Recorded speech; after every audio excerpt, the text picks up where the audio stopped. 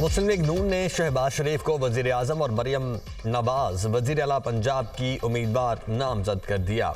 नवाज शरीफ ने ओहदों के लिए नामजदगियां कर दी। नवाज शरीफ ने अवाम और सियासी ताउन पर तमाम सियासी जमातों और कायदीन का शुक्रिया अदा किया।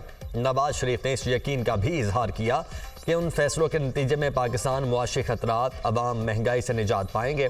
तर्जुमान मुस्लिम लीग नून मरियम औरंगजेब का ट्वीट।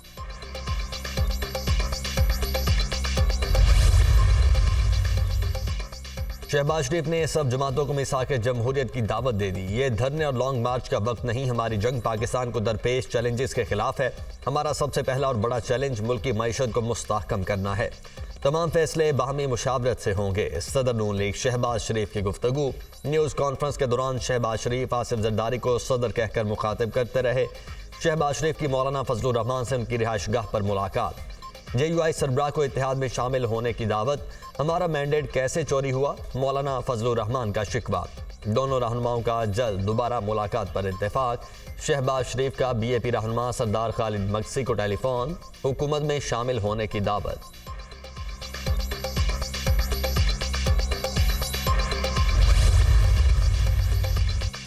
साबिक सदर आसिफ जरदारी ने फिर पाकिस्तान खप्पे का नारा लगा दिया। तय किया है मिलकर हुकूमत बनाएंगे, हर मुश्किल से पाकिस्तान को मिलकर निकालना है। हम मुफाहिमत चाहते हैं, PTI को भी मुफाहिमत में शामिल करेंगे। हमने एक दूसरे के खिलाफ इलेक्शन लड़े हैं, ज़रूरी नहीं इलेक्शन वाली मुखालिफत हमेशा के लिए रहे। हम मिल सकते हैं, बैठ सकते हैं और मुल्क को चला सकते हैं। आसिफ जरदारी की दीगर रहनुमाओं के हमरा न्यूज़ कॉन्फ्रेंस। चौधरी शुजात हुसैन की रिहाइशगाह पर अहम बैठक। हुकूमत साजी समेत सियासी सूरत हाल पर गौर किया।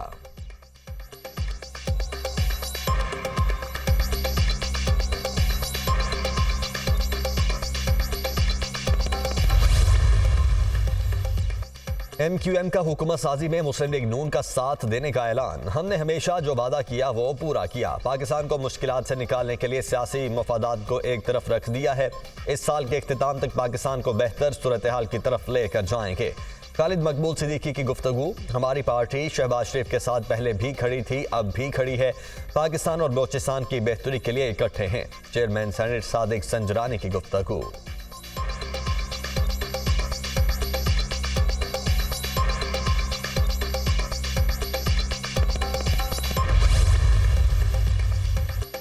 पीपल्स पार्टी का वजारत उज़्मा के लिए मुस्लिम लीग नून को वोट देने का ऐलान। हुकूमत की तश्कील यकीनी बनाने के लिए नून लीग के वजीर आजम के उम्मीदवार को वोट देंगे। हम विफाकी हुकूमत में वजारतें नहीं लेंगे। पीपल्स पार्टी विफाकी काबीना का हिस्सा बनने में दिलचस्पी नहीं रखती। ख्वाहिश है आसिफ जरदारी मुल्क के सदर बने। मुल्क जल रहा है, बचाने की सलाहियत सिर्फ आसिफ जरदारी के पास है। पीपल्स पार्टी सदर, चेयरमैन सेनेट, स्पीकर कौमी असम्बली के ओहदों के लिए उम्मीदवार खड़ा करेगी। आईनी ओहदे हमारा हक है। पीपल्स पार्टी के पास विफाक में हुकूमत बनाने का मतलूबा मैंडेट नहीं है। खुद को वजीर आजम की दौड़ में शामिल नहीं करता, नहीं चाहता मुल्क को एक और इलेक्शन की तरफ जाना पड़े। हम चाहते हैं हुकूमत कायम हो और उसे चलने दिया जाए। हम एहतजाज के साथ इस इलेक्शन के नताइज को तस्लीम करेंगे। बिलावल भुट्टो की CEC इजलास के बाद न्यूज़ कॉन्फ्रेंस।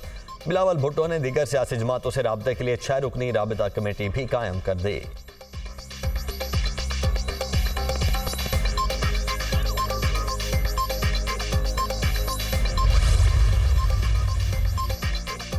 तहरीक इंसाफ का विफाक और पंजाब में MWM से मिलकर हुकूमत बनाने का फैसला। बानी PTI ने मरकज और पंजाब में MWM से इत्तेहाद की मंजूरी दे दी। खैबर पख्तूनख्वा में जमात इस्लामी के साथ मिलकर हुकूमत बनाई जाएगी। अवाम ने जो मैंडेट दिया है उसके मुताबिक हुकूमत बनाने दी जाए। पीपल्स पार्टी, नून लीग और MQM को छोड़कर बाकी जमातों से बातचीत होगी। इंट्रा पार्टी इलेक्शन के हवाले से कहा है जितनी जल्दी हो सकें करवा लें। तर्जमान तहरीक इंसाफ रऊफ हसन की न्यूज़ कॉन्फ्रेंस। मुस्लिम लीग नून, पीपल्स पार्टी और MQM से कोई इत्तेहाद नहीं होगा। बानी PTI का साफ इनकार। जिनको लेकर आए हैं वो सबसे बड़े मनी लॉन्ड्रर हैं। ऐसी धांधली मुल्क की तारीख में कभी नहीं हुई। अब पता चल गया कि हम ROs के इलेक्शन के खिलाफ क्यों थे। वजीर आजम के लिए अभी किसी नाम पर इत्तेफाक नहीं हुआ, उस पर गौर करूंगा। नवाज शरीफ के प्रेस कॉन्फ्रेंस मुलतवी करने पर हम जान गए थे इलेक्शन जीत गए हैं। नवाज शरीफ और मरियम नवाज दोनों इलेक्शन हारे हैं। किसी सरकारी शख्सियत ने मुलाकात की, ना मुझे बनी गाला शिफ्ट कर रहे हैं। बुशरा बीबी को भी अडयाला जेल ला रहे हैं। बानी पीटीआई की अडयाला जेल में सहाफियों से गैर रस्मी गुफ्तगू। अली अमीन गंडापुर को वजीर आला खैबर पख्तूनख्वा नामजद कर दिया। इंतखाबी नताइज के खिलाफ सुप्रीम कोर्ट जाने का भी ऐलान।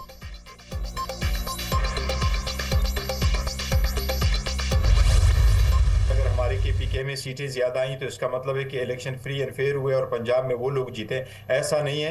हकीकत ये है कि जितनी हमारी सीटें आई हैं KPK में, इतनी ही सीटें आई हैं हमारी पंजाब में, और इसी तरह की सीटें बलूचिस्तान, और इसमें तो हम क्या समझते हैं कि पंजाब में ज़्यादा धांधली की गई है, और जो आखिरी स्टेज था जिस वक्त इलेक्शन का रिजल्ट आना रोक लिया गया उसी वक्त हुआ है। हमारे कैंडिडेट एक्सेप्ट के ये 1-2 गए हैं, बाकी हमारे साथ इस वक्त स्टिक है और वो रहेंगे। अदरवाइज मेरे पास जो इन्फॉर्मेशन आई वो ये है कि उनको इवन अप टू 25-25 करोड़ तक की ऑफर आई है, और लोगों पे प्रेशर भी डाला जा रहा है कि आप कहीं जाएं, हम पार्लियामेंट का हिस्सा बनेंगे, डिस्पाइट ये कि हम मेजॉरिटी में, डिस्पाइट द फैक्ट कि we have won the popular vote और हमारे पास अवाम का मैंडेट है। इस सब कुछ के बावजूद बजाय इसके कि हम सड़कों पे जाए, हमने दिल पे पत्थर रखकर कि ये फैसला किया हुआ कि नहीं हम जाएंगे, हम पार्लियामेंट में बैठेंगे, पार्लियामेंट का हिस्सा बनेंगे, हम एजुकेशन की तरफ राइट है वे नहीं जाएंगे।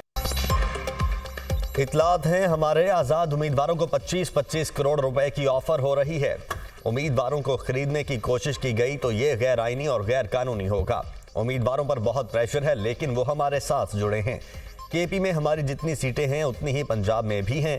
जब नताइज रोके गए तो उस वक्त ही पंजाब में धांधली हुई। हमारी 180 सीटें हैं, जबकि हमें दिखाया जा रहा है हमारी 92 सीटें हैं। इस वक्त हमारी सीटें मुस्लिम लीग नून और पीपल्स पार्टी के पास हैं।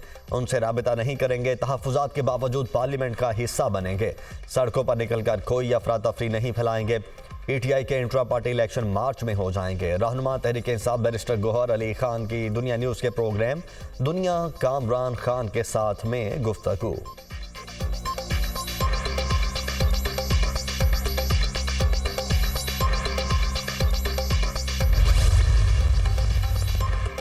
बानी PTI जब मुकाफात अमल का शिकार हुए तो सोचा शायद उन्हें अपना एहतसाब करने का मौका मिले। सोचा शायद बानी PTI की सोच में तब्दीली आए। बानी PTI ने अदालत में आज फिर वही झूठ बोला, फिर वही इल्जामात लगाए। कुछ लोग कभी नहीं सीखते। मुस्लिम लीग नून की सीनियर नायब सदर मरियम नवाज का सोशल मीडिया पर पैगाम।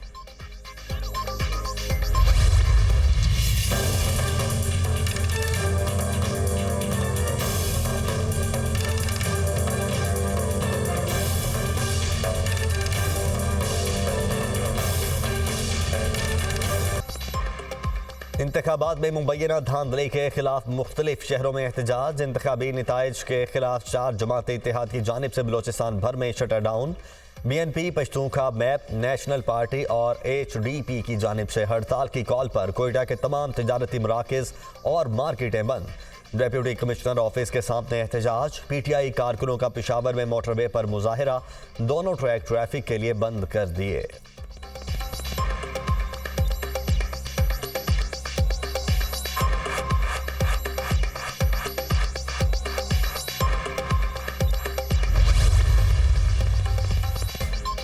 नवाज शरीफ, शहबाज शरीफ, मरियम नवाज, हमजा शहबाज कामयाब करार। इलेक्शन कमीशन ने नोटिफिकेशन जारी कर दिया। अता तारड़, ओन चौधरी, ख्वाजा आसिफ अली जाहिद और मगान सुबहानी, नौशीन इफ्तिखार की कामयाबी का भी नोटिफिकेशन जारी। NA 11 से लीगी उम्मीदवार अमीर मकाम भी फातह करार। PK 21 पर दोबारा गिनती। PTI आज़ाद उम्मीदवार अजमल खान कामयाब। PK 20 में भी दोबारा गिनती में PTI आज़ाद उम्मीदवार अनवर ज़ेब खान कामयाब करार। दोनों हलकों के फॉर्म 49 जारी। दोनों नशिस्तों पर जमात इस्लामी के उम्मीदवार कामयाब हुए थे। दोबारा गिनती के बाद जमात इस्लामी की खैबर पख्तूनख्वा में कोई नशिस्त ना रही। इलेक्शन कमीशन ने NA 43 टांक के 6 पोलिंग स्टेशन पर दोबारा पोलिंग का हुक्म दे दिया। NA 43 टांक में 17 फरवरी को दोबारा पोलिंग होगी। 8 फरवरी को होने वाले तमाशे को सारी दुनिया ने देखा है। आवाम के वोट का एहतराम नहीं किया गया बल्कि रौन दिया गया है। ये सब पहले से तयशुदा इलेक्शन थे। नवाज शरीफ अपने हलके में ही हार गए, जिन्हें बादशाह बनाकर पाकिस्तान में लाया गया था। इलेक्शन में बंदर बांट वाला अमल हुआ है। जो उम्मीदवार हारे हुए थे उन्हें जितवाया गया है। अमीर जमात इस्लामी कराची हाफिज नईमुर रहमान की GDA रहनुमाओं के हमराह मीडिया टॉक।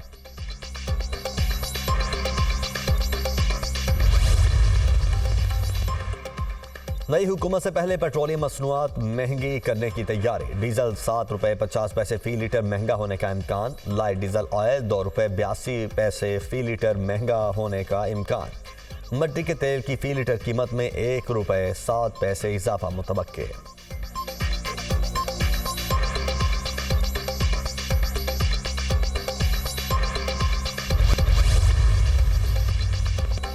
रफा पर इसराइल की ज़मीनी जारहियत के तबाहकुन नताइज बरामद होंगे। फ़लस्तीनियों से इंसानी बुनियादों पर राब्ता टूट चुका है। इसराइल रफा पर हमले की बजाय कैदियों की रिहाई और गजा में इमदाद की बहाली को तरजीह दे। सेक्रेटरी जनरल अक़वाम मुत्तहिदा एंटोनियो गुतेरेस की सहाफ़ियों से बातचीत।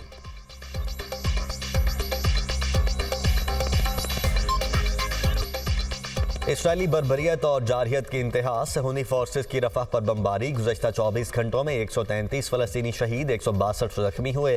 7 अक्टूबर से इसराइली हमलों में शहीद फ़लस्तीनियों की तादाद 28,473 हो गई। 68,146 जख्मी हो चुके। आर्जी जंगबंदी के लिए मिस्र, कतर और अमरीकी हुक्काम में होने वाले मुज़ाकरात भी 3 रोज़ के लिए मौखर। मिस्री सदर ने उम्मीद जाहिर की है कि 6 हफ्ते की जंगबंदी और कैदियों की रिहाई का मुआहदा तय पा जाएगा। अरब टीवी की रिपोर्ट।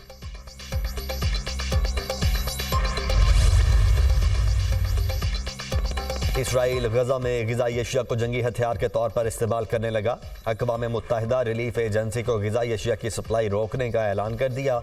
गजा में आटे की सप्लाई पहले ही बंद है।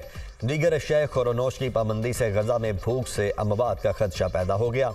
उधर जनूबी अफ्रीका ने एक बार फिर आलमी अदालत इंसाफ में इसराइल के खिलाफ दरख्वास्त दायर कर दी।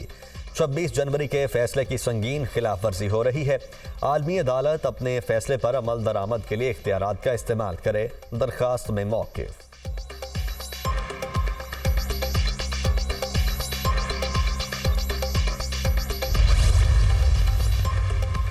एमनेस्टी इंटरनेशनल ने इसराइल की पुष्टपनाही करने वाले ममालिक को असलहे की फ्राहमी पर पाबंदी का मुतालबा कर दिया। अमरीका और यूरोपीय यूनियन की इसराइल को जंगी सामान की सप्लाई आलमी कवानीन की खिलाफ वर्जी है।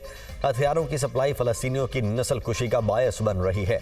इसराइल और इत्तेहादी गजा में जंगी जुराम के मुर्तकिब न हों। आलमी इंसानी हुकूक की तंजीम का मुतालबा।